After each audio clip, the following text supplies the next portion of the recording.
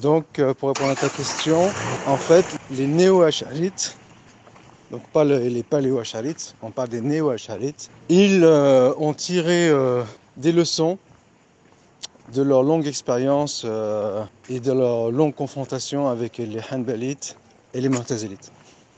Donc ça a porté des fruits plus ou moins positifs. Et pour légitimer leur discours et en opposition aux Mu'tazilites, mettre en avant l'idée qu'ils sont conformes avec les textes, ils disent tout et son contraire. Ils disent tout et son contraire pour l'attribut de la parole, du kalam. Ils disent tout et son contraire pour l'attribut de la vision. C'est-à-dire qu'ils sont au milieu entre les Hanbalites, on va dire les traditionalistes orthodoxes et les Mu'tazilites. Et selon leur point de vue, ils coupent la poire en deux entre les deux visions. Alors ils prennent une partie de la vision des uns et une partie de la vision des autres. Ils en font une tchatchouka et ensuite ils concoctent une nouvelle parole. Et bien sûr, ils n'ont pas peur du ridicule et des contradictions. En l'occurrence, quand on dit Allah il est fils sama wa laysa fi makan, cette parole elle a une double portée. Donc bien sûr, Ibn Taymiyyah il en parle.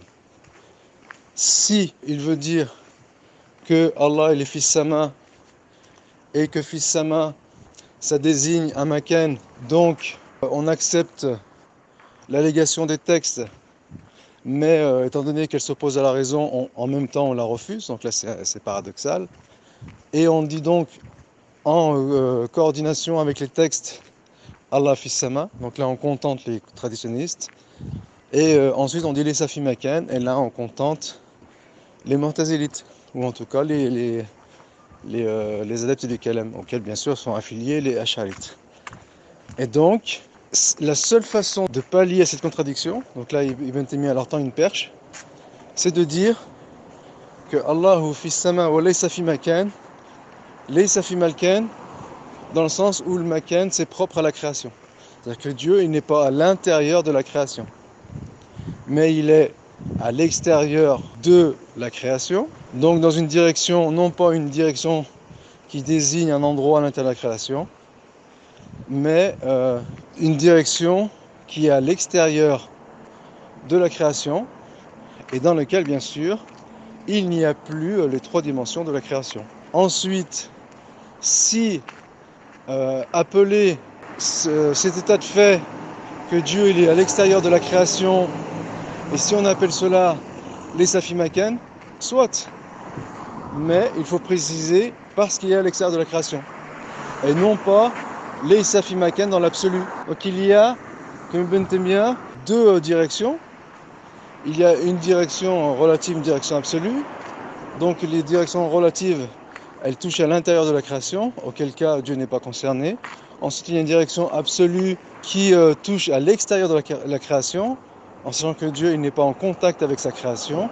Et donc, cette direction absolue, elle signifie qu'à l'extérieur de la création, il y a le néant, donc la non-création, et Dieu.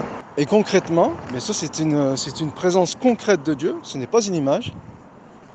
Et donc, si on appelle cela que Dieu est les Safi Makan, encore une fois soit, mais il faut préciser la chose.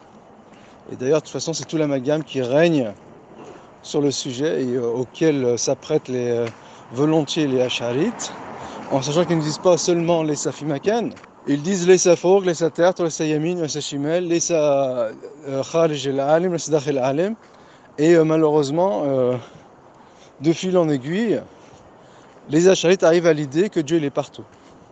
D'ailleurs, lorsqu'ils mettent en avant ce point, c'est pour dire que Dieu il est abstrait, et en cela ils rejoignent exactement l'idée aristotélicienne du grand architecte, c'est-à-dire une idée gnostique, selon laquelle Dieu il est un, indivisible, il y a un certain nombre de caractéristiques, et notamment il est immatériel, invisible, immatériel. Après on peut parler de ce que veut dire immatériel, mais tout ça c'est pour peaufiner leur acquisition, entre guillemets, de la philosophie grecque qu'ils ont utilisée pour leur raisonnement afin d'établir les noms et les attributs divins, donc à travers la logique grecque, et sans reprendre le vocabulaire grec, qui est un vocabulaire gnostique, ils ont monothéisé, ils ont donné une dorure monothéiste à ce vocabulaire déiste et gnostique, mais malheureusement, ils ouvrent la porte au gnosticisme et au panthéisme monisme. Et d'ailleurs, c'est là où sont arrivés plus d'un néo-acharites qui ont été imprégnés par Hetzel. Donc ce sont des étapes successives et logiques, et qui ensuite ont sombré dans la philosophie, à l'image de Razali. Et de cette philosophie, comme j'ai expliqué ailleurs, naît deux positions. La première, c'est l'absence de l'existence de Dieu, donc le gnosticisme. Et la seconde, qui est aussi une forme de gnosticisme, c'est de dire que Dieu, il est partout. C'est-à-dire que pour ceux qui sont imprégnés par cette philosophie, ceux parmi eux qui ont une vision, qui ont un penchant intellectuel, ils diront qu'il n'y a pas de Dieu. Et ceux parmi eux qui ont un penchant émotionnel, ils diront que Dieu est partout. Et c'est là où s'est arrêté Al-Razali, sans aller jusqu'au bout du raisonnement. Et d'ailleurs, Ibn Arabi le lui reprocha. Il lui reprocha de ne pas avoir franchi le pas, alors que lui aussi, imprégné par les philosophies, il a franchi le pas.